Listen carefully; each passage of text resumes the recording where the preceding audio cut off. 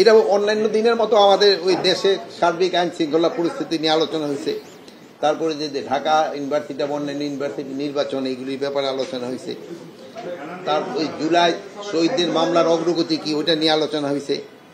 তারপরে পুলিশ কর্মক্ষেত্রে যেন নিরপেক্ষতা আচরণ করে এই ব্যাপারে আলোচনা হয়েছে। মেইনলি আলোচনা হচ্ছে আসন্ন জাতীয় সংসদ নির্বাচন নিয়ে এটার ব্যাপারে। তারপরে এই পুলিশ সংস্কার কমিশন নিয়ে আলোচনা, পুলিশ সংস্কার কমিশন আমাদের প্রায় মোটামুটি তো করা হয়েছে। তারপরে রাজনৈতিক দল সাংগঠনিক কার্যকলাপ এবং আইন শৃঙ্খলা বাহিনী এগুলি নিয়ে আলোচনা হয়েছে। তারপরে একটা বড় সমস্যা হয়েছে মাদক নিয়েও একটা বড় ধরনের আলোচনা হয়েছে। তারপরে অনেক সময় যে সামাজিক যোগাযোগ মাধ্যমে অনেক সময় দেখেন উস্কানিমূলক করা দেওয়া, তারপর আপনি দেখেন যে ফেক নিউজ দিয়ে দেওয়া, মানে আপনি বলেন নাই বাট এটারে ফেক করে দেওয়া, এগুলি নিয়ে আমাদের এখানে আলোচনা হয়েছে।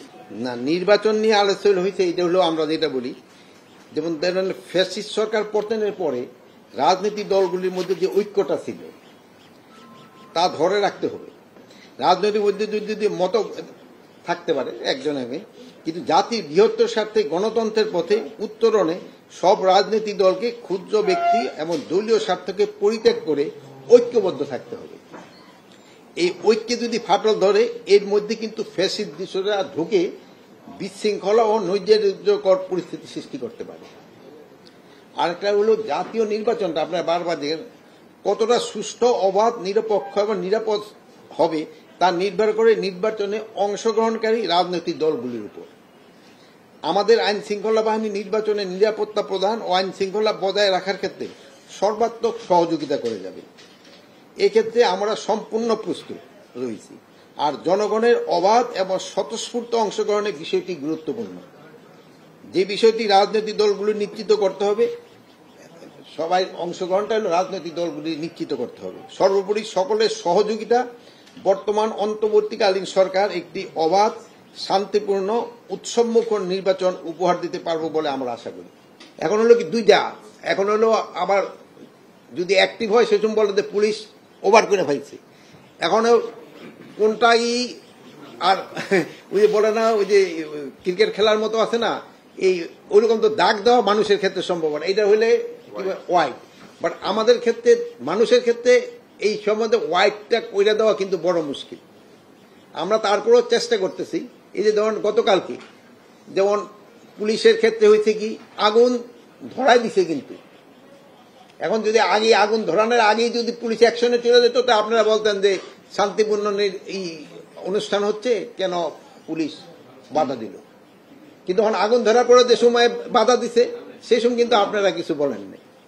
ভালো কথা যে আপনারা বলেন নাই, কিন্তু নিয়মটা হয়তো ছিল যে আগুনটা ধরার আগেই কিন্তু অ্যাকশনে যাওয়া, প্রিভেন্টিভ করা। আরেকটা জিনিস হলো আপনারা খেয়াল করবেন, এই আমরা দায়িত্ব নেওয়ার পরে 1604টা অবরোধ হয়েছে রাস্তায়, 1604টা ঢাকা শহর এবং আশেপাশে। এটা করছে 123টা সংগঠন, 123টা সংগঠন যেটা করছে। তা আমাদের আপনাদের মাধ্যমে একটা অনুরোধ, এইগুলি যদি তারা রাস্তায় না করে, যে রাস্তাটা কিন্তু জনভোগের সৃষ্টি করে। এই যানজটের কিন্তু একটা বড় কারণ হলো একটা রাস্তা যদি একটা কোনা ব্লক হয়ে যায় পুরা ঢাকা শহর কিন্তু এফেক্টেড হয়ে যায়। তা আমি সবার কাছে একটা অনুরোধ করব যে এটা যদি একটা পার্টিকুলার জায়গা, যেমন যেখানে মাঠ রয়ে গেছে অথবা সরোয়ারি উদ্যান রয়ে গেছে, এই সব জায়গায় যদি করে তো কিন্তু জনদুর্ভোগটা কমে। যেহেতু আমরা ফিক্স কেন, এখন আমরা তো বলছি এখানে, এখন আমাদের কাছে যেসব এটা তো আমাদের কাছে চাচ্ছে না, ফিক্স করবো যে আমাদের কাছে চাওয়ার পরে ফিক্স যদি এটা তারা করে থেকে দুর্ভোগটাও কিন্তু কমে, এবং যে তারও কিন্তু চায় না যে জনদুর্ভোগ হোক, কিন্তু এটা করলে সবচেয়ে ভালো। যদি তারা যার যার জায়গা থেকে তার, যেহেতু সবারই তো দাবি দেওয়া থাকতে পারে, তাদের প্রতিবাদ করার অধিকার রয়ে গেছে, কিন্তু এটা জনগণের দুর্ভোগ সৃষ্টি না করে। আমি আগেই কথা বলছি, আইন শৃঙ্খলা বাহিনী নির্বাচনের জন্য যতটা প্রস্তুতি নেওয়া দরকার আমরা ততটা প্রস্তুত। আমরা 7 তারিখে না একটা ট্রেনিং, আমরা 7 তারিখে উদ্বোধন এটা করতেছি, যেটা ফর্মালি হয়তো আপনাদেরও দাওয়াত দেওয়া হবে। আমরা আমাদের প্রস্তুতি আমরা নিচ্ছি, এবং বাকিটা নির্ভর করে জনগণ আপনারা এবং রাজনৈতিক পার্টিগুলো। এখন হলো কি, যেমন ধরেন গতকাল আপনারা হয়তো পাইছেন কিনা, চিটাগাঁও কিন্তু গতকাল রাত্রে একটা ঘটনা ঘটে গেছে। এখন এইটুকুলি ঘটে যাচ্ছে, বাট এইগুলি যেন আস্তে আস্তে কমায় যায়, এবং এটার জন্য আপনাকে সবারই সাহায্য এবং সহযোগিতা দরকার। এগুলি করে এটা তো আপনারই বুঝতে পারতেছেন কিভাবে করতেছে। এখন এই নির্বাচনটা যেন সুষ্ঠু হয়, এই জন্য সবারই সাহায্য এবং সহযোগিতা।